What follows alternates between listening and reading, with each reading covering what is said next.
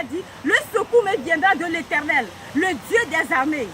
Le secours nous viendra de l'Éternel, le Dieu puissant qui a créé le ciel et la terre.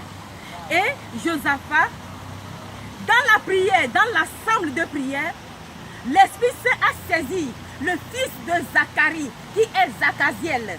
Zachaziel a eu la prophétie, il a dit, ô Père éternel, a dit ceci, n'ayez pas peur, allez-y au lieu de la bataille. Ce n'est pas vous qui combattez, mais c'est l'Éternel des armées qui combat pour vous. C'est comme ça, l'Éternel va combattre pour toi. C'est comme ça, quand tu as le regard sur l'Éternel, c'est comme ça il va exterminer tes ennemis. Quelqu'un peut me demander pourquoi est-ce que Dieu peut intervenir pour exterminer une créature, les mêmes créatures que toi. Si Dieu peut intervenir, de telle enseigne que si par exemple, si Dieu a sauvé seulement 8 personnes sur cette terre et a exterminé tout le reste avec de l'eau, je ne pense pas que si tu as le regard sur l'Éternel, l'Éternel ne viendrait pas à ton secours. L'Éternel vient au secours du juste. Donc l'Éternel est intervenu et il a déclaré, si vous m'avez mis dans la bataille, alors la bataille ne vous appartient pas. La bataille m'appartient. Je ne sais pas avec qui tu manges, je ne sais pas quel ami, je ne sais pas quel frère, je ne sais pas quelle tante avec qui tu marches. Toi, tu les aimes. Est-ce que vraiment, eux, ils t'aiment? Il faut faire le rétrospective. Il faut faire le discernement. Tu sais le plan qu'ils sont en train de programmer contre toi pour te déstabiliser.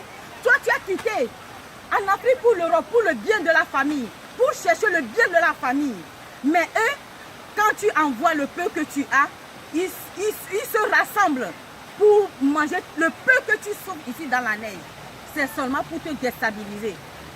Ceux-là, ils se sont mis en accord. Et toi, quelle est ta pensée? Il faut faire recours à l'Éternel. Comme Josaphat a fait recours à l'Éternel. Si nous allons lire la suite, si nous prenons le verset 15, verset 15 jusqu'à 17, l'Esprit a saisi Zachaziel et il a déclaré, ne craignez point et n'ayez pas peur, car ce n'est pas vous qui combattez, mais c'est Dieu vivant, l'Éternel des armées qui combat pour vous. Demain matin, très tôt, allez-y au lieu et vous verrez ce qui va se passer. Voilà, ils sont partis. La révélation est sortie. C'est pour cette raison que dans le groupe de l'Assemblée de Dieu, si la prophétie est sortie, il faut qu'on puisse respecter la prophétie, que tout le monde, que l'homme de Dieu, un de Dieu, a fait sortir.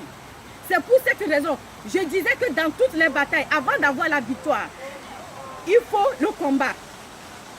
Donc le combat, il faut rentrer en face de Dieu. Donc il y a 3 choses principales que tu dois déclarer. La foi, l'obéissance, la prière.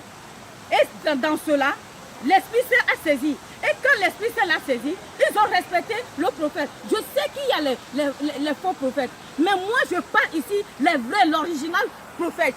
Ils ont suivi le prophète Zachaziel. Et le prophète Zachaziel, qu'est-ce qu'il a fait? Il les a dirigés. L'obéissance, c'est d'où vient l'obéissance.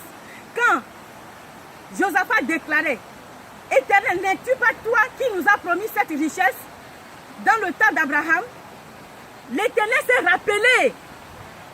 L'Éternel s'est rappelé que oui, il les avait promis. Covenant keeping God, le Dieu d'alliance, le sang de Jésus qui a coulé sur le mont de Calvaire, le sang de Jésus qui a coulé sur cette croix-là, c'est ce sang-là maintenant qui va parler maintenant à ta faveur.